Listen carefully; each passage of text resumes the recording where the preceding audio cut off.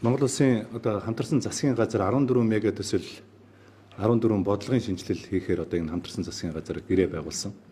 За тэрнийхээ хүрээнд одоо 14 одоо бодлогын шинжилгээ хамгийн том шинжилэл бол татврын шинжилэл, тэтгэврийн буюу нийгмийн даатгалын шинжилэл байсан. За ингээд өнөөдөр Монгол Улсын засгийн газар хуралдаж одоо нийгмийн даатгалын багц хуулинд бас өөрчлөлт оруулах одоо хуулийг улсын хурлд өргөн мэдүүлэхээр ингээд болж байна. Тэгээ яагаад өнөөдөр огцорчоод ийм шийдвэр гаргаж байгаа юм бэ гэдэг бас эргэж хүмжилтэд хандаж магадгүй.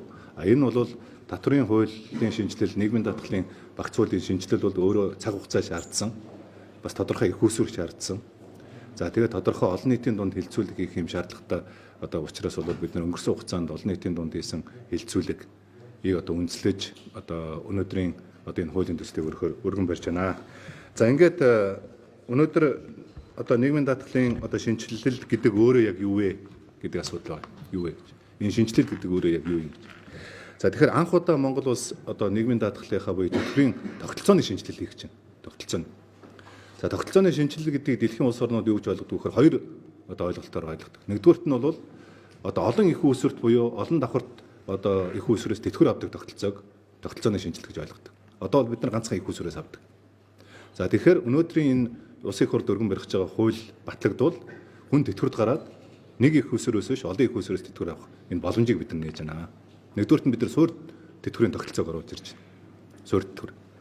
Тэгэхээр манайхан одоо тэтгэвэр авж байгаа улсуудын баг үндсэндээ 54% нь тэтгэврийн доод хэмжээгээр тэтгэвэр авдаг. За тэгэхээр цаашдаа одоо Монгол улсад тэтгэврийн доод хэмжээ гэдэг ойлголт байхгүй болно. За яагаад байхгүй болж байгаа нөхөр одоо тэтгэврийн суурь тэтгэвэр орж ирснээр одоо энэ ойлголт байхгүй болно. Тэгээд суурь тэтгэвэр гэдэг одоо яг ямар ойлголт юм бэ гэхээр өнөөдөр хүмүүс 20-с дээш жил ажилласан бүх даатгалагч ажилласан хугацаанаас үл хамааран ижил хэмжээний одоо тэтгэвэр тогтоологддог. Ижил хэмжээний тэтгэврийн доод хэмжээг тогтоологддог гэсэн. За энийг өөрчилж 10-аас дээш жил шимтгэл төсөө иргэн бүр ажилласан хугацаанаас хамаарсан өндөр насны одоо суурь тэтгэвртэй болж байна гэсэн. Өндөр насны суурь тэтгэвртэй. Тэгээ одоогийн тогтолцоо бол хоёр дахь тогтолцоо. Нөгөө төлсөн шимтгэл ажилласан жилээс яасан тэтгэвэр одоогийн тэтгэвэр. За 3 дугаарт нь хувийн тэтгэврийн одоо хуулийг бид нар өнөөдрөөс давхар өргөн барьж байна. Ингээд 3 их усүрээ одоо тэтгэвэр авах ийм боломжууд Монгол улсад өнөөдөр нэгж байна гэж ойлгож байна.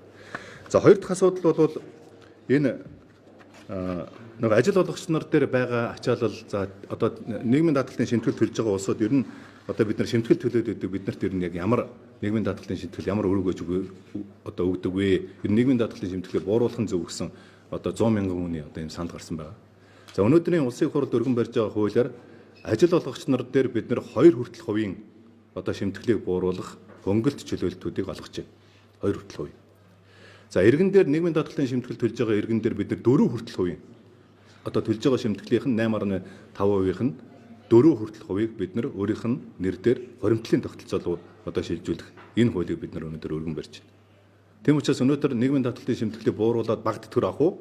Эсвэл өөрийнхөө төлж байгаа 8.5-аас 4%-ийг өөрийнхөө бодит хоримтлал болгоод одоо хувийн тэтгэвэр рүүгээ шилжүүлэх үү гэдэг ийм одоо тогтолцооны шинжилэл өнөөдөр бас хийгдэж байгаамаа гэдэг бас албан ёсоор би хэлье гэж бодож байна. За ингээд энэ шинжилэлээр бид нар 10 одоо энэ 4 одоо шинжилэлийг хийж байна. Энэ 14 шинжилэл бол яг иргэдийн одоо хүсэжсэн за аж ахуйн нэгжийн хүсэж байгаа одоо ийм шинжилэлүүд байгаа. За энийг одоо би бас ингээд тодорхой хэлээд өгчэй гэж бодож байна.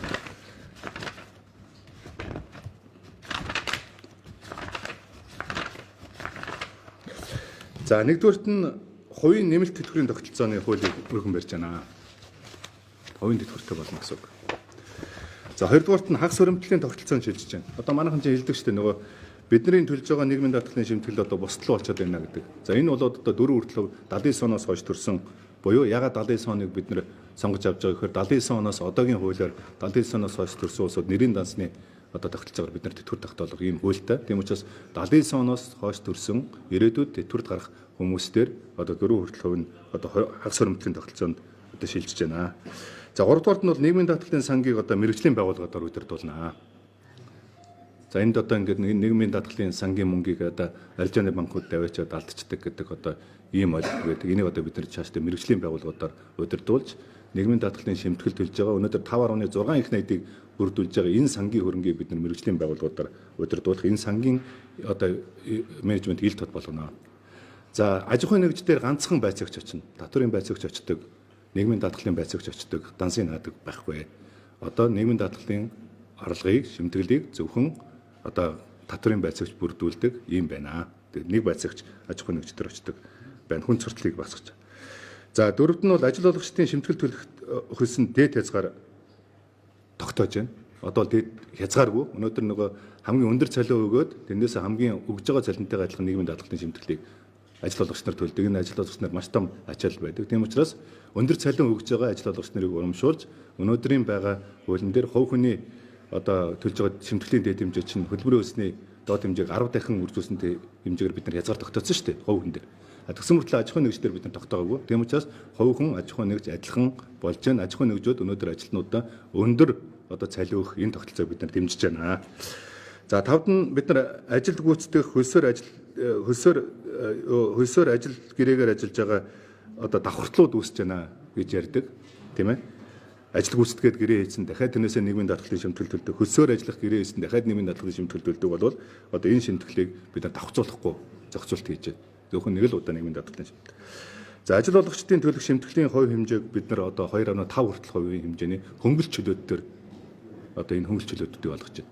Нийт манай нийгмийн даатгалын сангийн орлого 5.6 их найд. За эндээс ажил олгогчдын төвлөрүүлж байгаа одоо хөрөнгө бол 2.7 их найд байдаг. Энэ 2.7 их найдын 500 гаруй тэрбум төгрөгийг бид нар ажил олгогчдод нарт олгож байгаа хөнгөлтүүд өгч байна. За энэ бол 4,000 одоо хүнийг ипотекийн зээл буюу орон сууцны зээл олох ийм хэмжээний их усөр ийм хэмжээний боломжийг ажил олгогч нарт олгож байна гэж ойлгож байна. За долоод нь оюутан залуучууд хөдөлмөр эрхлүүд нийгмийн даатгалын шимтгэлээс чөлөөлнө. За сайн дураараа даатгуулагчдын шимтгэл төлөх хугацааг уян хатан болгож байна. Манайх сайн дураараа нийгмийн даатгалч шилдэг 140 гаруй мянган хүмүүс байдаг. Ингээ орлогоосоо шалтгаалж хэзээ орлоготой болно тэр үедээ нийгмийн даатгалын шимтгэлээ төлдөг. Энэ боломжийг олгож байна. За ахмадууд хөдөлмөр эрхлүүд нийгмийн даатгалын шимтгэлээс чөлөөлж байна. Одоо давхцал байгаа. Энийг чөлөөлж байгаа. За мега төсөл том хөтөлбөр хэрэгжүүлж байгаа үндэсний аж ахуйн нэгжүүдийн одоо нийгмийн даатгалын шимтгэлийг бид нар тодорхой графикаар одоо төсөл хэрэгжүүлээд үйлдвэр нь ашиглалтанд орсны дараагаар одоо төлөх уян хатан нөхцлүүдийг бас ажил олгогч нарт олгож байна. За хөдөлмөрийн чадвар төр алдсны тэтгэмжийг одоо даатгалын сангаас бүрэн хариуцдаг болж байна. Бүрэн хариуцдаг. Одоо бол бид нар хөдөлмөрийн юуны үйлдвэрлэлээс мөрзөж шалгалт өвчний даатгал авдаг мөртлөө бүрэн хариуцдаг. За энийг одоо хэрв үйлдвэрлэлээ осол ям зарах юм бол 100% одоо даатгалын сангаас нь хариуцдаг. Энэ ажил олгогч нарт давхар ачаал өгөхгүй ийм одоо зохицуултыг хийж байна. За ажилгүйдлийн тэтгэмж авах нөхцлүүдийг бид нар бас өөрчилж байгаа. Илүү ажил олгогч нарыг урамшуулсан, хүн компаниудаа илүү удаан хугацаанд ажиллах, байгууллагуудаа илүү удаан хугацаанд ажиллах туулаачилдаг одоо энэ зүйлийг биш зогсоож ажил олгогч нарыг одоо дэмжсэн одоо ийм зохицуултуудыг бас хийж өгч байна. За үйлдвэрлэлээ бас мөржөө шалтгааллах өвчний хувь хэмжээнд дээр бид нар 1 хүртэл хувийн хөнгөлтүүдийг олгож байгаа. Энэ одоо үйлдвэрлэлийн ослол гаргаагүй, осол баг гаргасан аж ахуй нэгж салбарууд дээр одоо ийм хөнгөлтүүд одоо идэх ийм өөрчлөлтүүдийг бас өнөөдөр ингээд хийж байгаамаа. За тэгээд эцэст нь бол шинжилэл бол хоёр одоо шинжилэл байдаг. Нэг нь тогтолцооны шинжилэл байдаг. Тийм учраас тогтолцооны шинжилэл буюу суурь тэтгэврийн тогтолцоо, одоогийн шимтгэл суурьсны тогтолцоо, хувийн тэтгэврийн тогтолцоо шилжиж байна. За хоёр дахь нь бол одоо яг өнөөдрийн тэтгэврийн сан дээр өгж байгаа ачааллууд байгаа. Улсын хурлын гишүүдийн санаачилсан хуулиуд тодорхой хэмжээний нэг хэсэг улсуудад хөнгөлтөө нөхцөл тэтгэврт гардаг. Одоо энэ нөхцөл ирээдүйд байхгүй болно. Бүгдээрээ адилхан шимтгэл төлнө. Бүгдээрээ адилхан одоо төлсөн шимтгэлээсээ тэтгэвэр авдаг энэ тогтсон шилжиж. Тэгэхгүй бол нэг хэсэг хүмүүсийн төлсөн шимтгэлээс нөгөө хэсэг хүмүүс нь одоо ингээд хөнгөлт авдаг, хөнгөлтөө нөхцөлөөр тэтгэвэр гардаг одоо энэ нөхцлүүдийг бид нар тасан зогсооно. 2018 оноос хойш одоо та бид нар бүгдээрээ жил бүхэн 3 сараар тэтгэврийн нас нэмэгдэж байгаа. 3 сараар тэтгэврийн нас нэмэгдэж 2018 оноос. Хэсэг улсуудынх нэмэгдэхгүй байна. Хэсэг улсуудынх. Буюу хөнгөлтөө нөхцөлөөр тэтгэврт гарч байгаа улсууд. За энийг одоо бид нар бүгднтэй нь адилхан одоо ирээдүйд тэтгэврт гарах. Одоо тэтгэврт гарсан хүмүүс хамаагүй. Ирээдүйд тэтгэврт гарах хүмүүстэй бүгдээрээ адилхан жил бүхэн 3 сараар одоо тэтгэврт гарах насаа нэмэд явах. Энэ юу вэ? Өнөөдөр Монгол улсад 4,000 гаруй ажил мэргэжлийн жагсаалт байна. Тэрний 4-1 буюу 1413 жагсаалтаар хүмүүс хөнгөлтөө нөхцөлөөр тэтгэврт гарч байна. Бусдынхаа төлсөн шимтгэлээс илүү шимжил одоо яаж гэнэ гэсэн үг. Шимгчнэр болж байна гэсэн үг. Тэгэхээр энэ шимгчнэрийг бид нар зогсооно. За энэ дээр одоо ингээд тодорхой өнгөлтөө нөхцлүүдийг гаргадаг одоо энэ дээр эргэж нийгмийн даатгалын сан дээр ачаал өгдөг энэ асуудлуудыг цөмөрөө зогсооё. Энийг хамтдаа хийж ингээд нийгмийн даатгалын сан болвол Дампуураагүй сан Монгол улсад хамгийн том сан.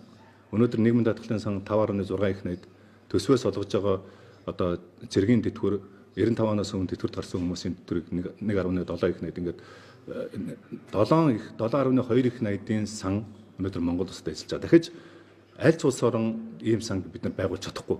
Хувийн компаниуд ийм сан байгуулж чадахгүй. Тийм учраас тэтгэврийн сан Дампуураагүй.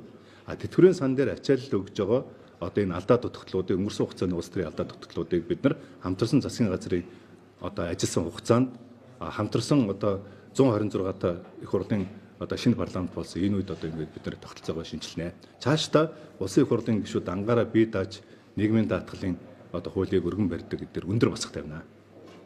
Тэгэхгүй сонгуульд өгөхөөр улсын их хурлын гишүүд дур дураараа нийгмийн даатгал дээр одоо өөрчлөлт хийх хуулиудыг баталдаг. Ингэснээр бусдын төлсөн нийгмийн даатгалын шимтгэл дээр бус нэг хэсэг улсуудад хөнгөлж чөлөөт толгодыг явдлыг тасан зогсооно. Ингэж одоо нийгмийн даатгалын сан цаашдаа урт хугацаанд тогтвортой одоо хамгийн Монгол улсад хамгийн том одоо хөрөнгийн зах зээлийг хөгжүүлэх ийм сан болгож хөгжүүлэх ийм одоо өөрчлөлтүүдийг хийх одоо улсын их хурлын өргөн барих одоо багц хуулиудыг өнөөдөр засгийн газар дээр танилцуулж одоо улсын их хурлд өргөн барих зөвшөөрлийг бид нар авч